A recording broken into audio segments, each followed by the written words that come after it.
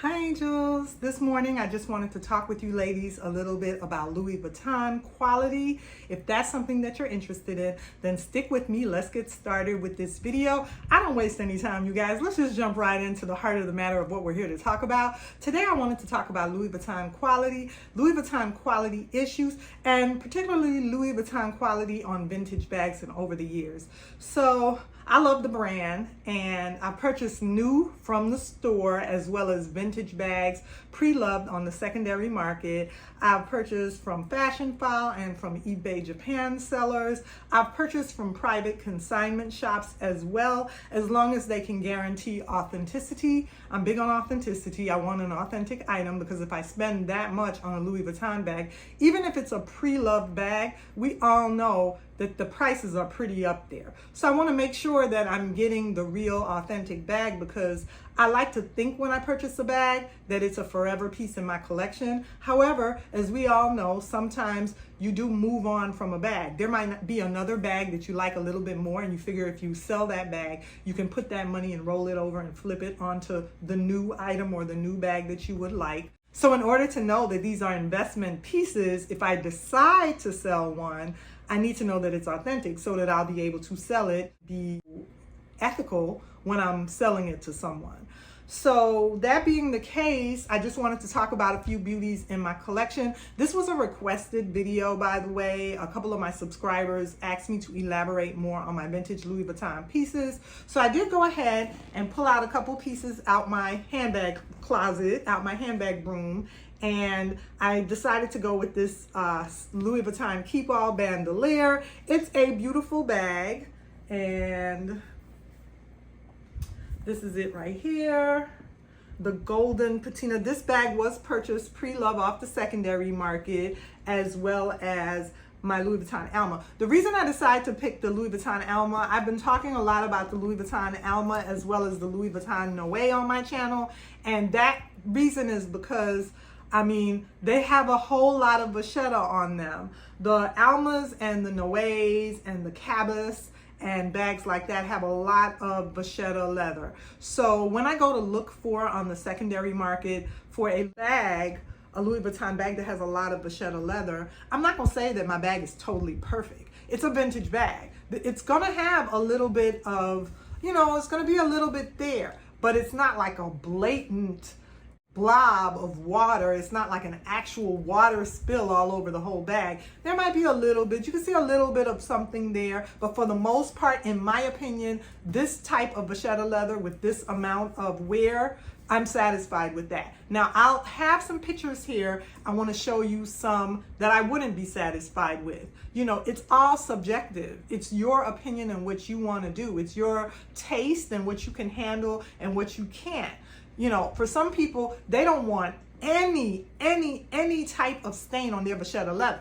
To some people, this would not be good enough. This would not suffice. These little markings right here would not be on their bag. They couldn't live with that. Some people want a totally clear Vachetta leather bag. Some people, this is okay with, like me. I think I'm right about mid-range. Most people, I think, can handle this. And then there are some bags like this bag. I'll enclose a photo. There's no way I could purchase a bag with this amount of staining. I just wouldn't do it. In my opinion, it's lost its value. That's just my opinion.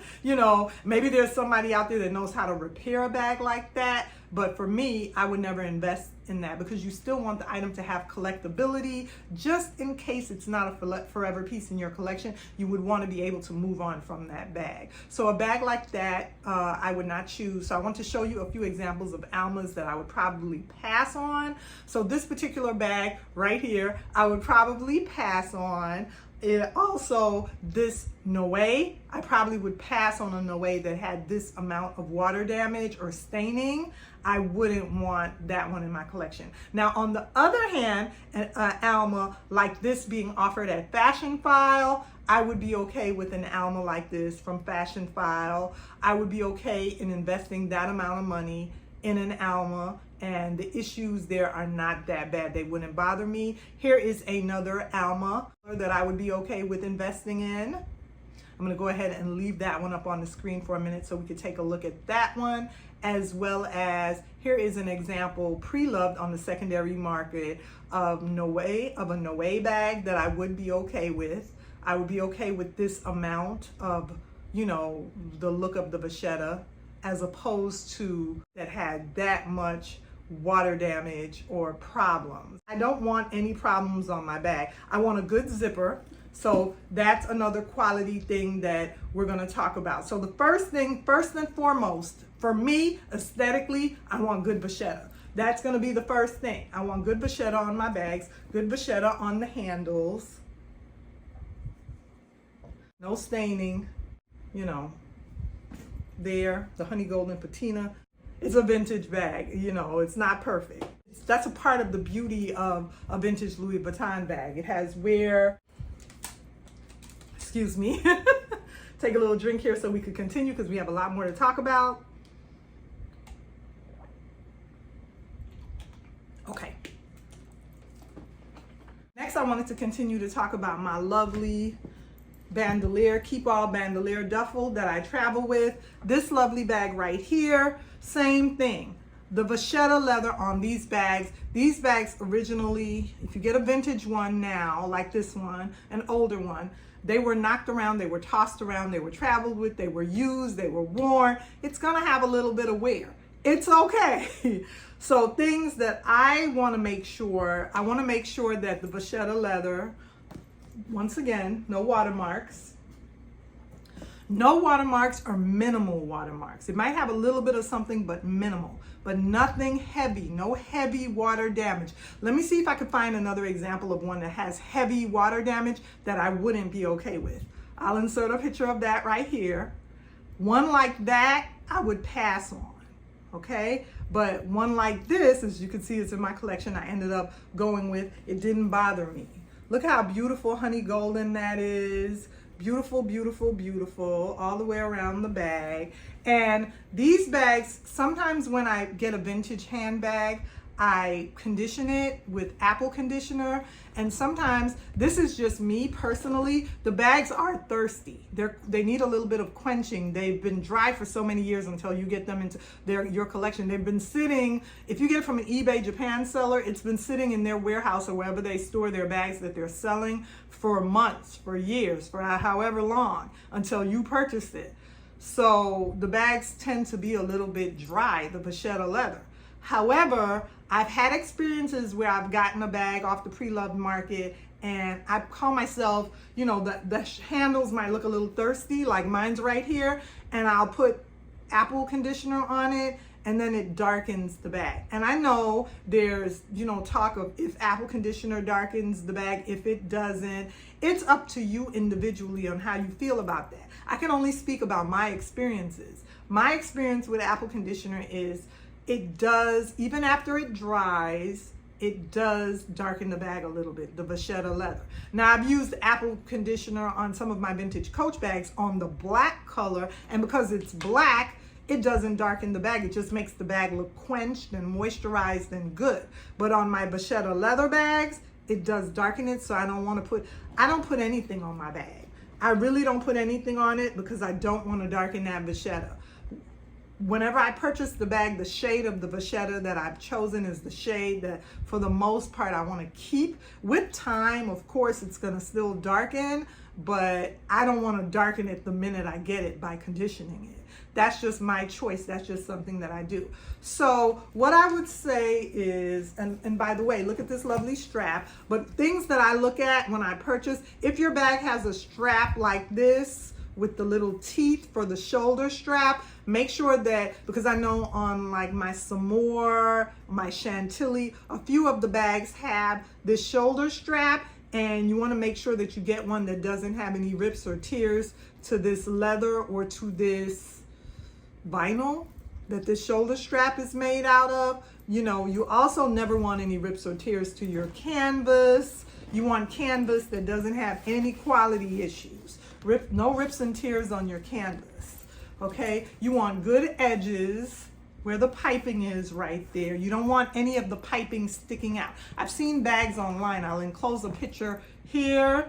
I've seen bags online that sometimes have bad piping, where the piping is protruding out.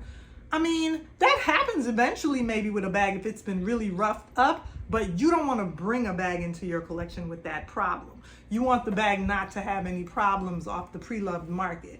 And if you can purchase new, or if you choose to purchase new, there's nothing wrong with new. Like I've stated, I've purchased new Louis Vuitton at the Louis Vuitton store before. I've purchased the new Neverfull, a new Speedy.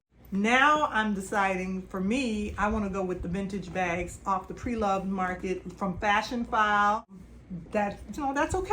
It's okay. It's whatever you want to do. I love new bags as well. Like I said, there's nothing wrong with purchasing new from the store. However, if you want to save a little bit of money and still get an authentic bag that's good quality and it's the real deal, it's a real Louis Vuitton bag, then you can purchase the bag pre-loved off the pre-loved market. And another thing that I look for is the studs and the rivets right here, making sure that none of these are, missing. That's another problem. When I was looking for my some more, a lot of the ones online had a few of these rivets missing. So you want to make sure that none of those rivets are missing on your bag. And some of the bags can still function even with a missing rivet. They can still function, they're durable bags, but you just don't really want a missing rivet. Okay, it's gonna be looked at as a negative condition of the bag, that it has a missing rivet. So, and that's with any bag, not just Louis Vuitton, that's with vintage Coach, Dooney & Bourke, Tory Burch. You always want good condition with everything that you do in life. You want your car to be in good condition. You want your house to be in good condition. You want your bag to be in good condition. And eventually with time, as you use things, they're gonna get some wear and some use and a little beat up. But when you're starting out, even if it's a secondhand item, and that's another thing, there's a lot of, what's the word I wanna use? I wanna tread lightly here, but sometimes a used bag or a vintage bag will be looked at. When I first started buying my Chanels, I don't care what people think. They're pre-loved. They're not all new from the store. There's a lot of, oh, it's used. It might not be good enough. It might not be nice enough. Well, think about it. A lot of the houses that you live in, if you live in a condo, if you live in a townhome, if you live in wherever you live, an apartment, or even your house, you didn't buy a house new from the ground up. You purchased the home that somebody else lived in at some point. You may purchase a new car. Kudos to you. I've had a spanking brand new car off the lot before, but there has been times when I purchased a used car, a used truck that was a second owner truck, if you look at that blue book for cars. And it's still a good new car to you. It's still a good new used car. Same thing with a bag. It's there's nothing wrong when these items, when it's a luxe item, it's okay to purchase, I want to say secondhand or used or pre-loved if it's a luxe item. If it's something that's contemporary, then maybe you might want to, and people buy contemporary handbags used too. I bought a contemporary bag pre-loved before. If it was sold out and I missed that color and it was a unique, beautiful, pretty color and I wanted it, I still wanted to get a hold of it, so I had to track it down on the secondary market. It's not a crime to buy something pre-loved. It's okay.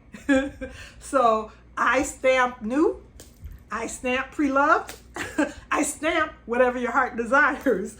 Purchase what you want to purchase. Have fun with your bag collecting. Have fun with Louis Vuitton, whether it's new, whether it's pre-loved. We're here to discuss our love for the bags. I'm going to keep uploading content every day, talking about my love for the bags, sharing my love, learning from you guys, learning from the fashion houses as well. So I enjoyed this video. I hope you guys enjoyed it. Remember to like, comment, and subscribe on my channel. Stick with me for more videos on Louis Vuitton, on Chanel, all types of handbags, and I'll see you ladies soon in another video.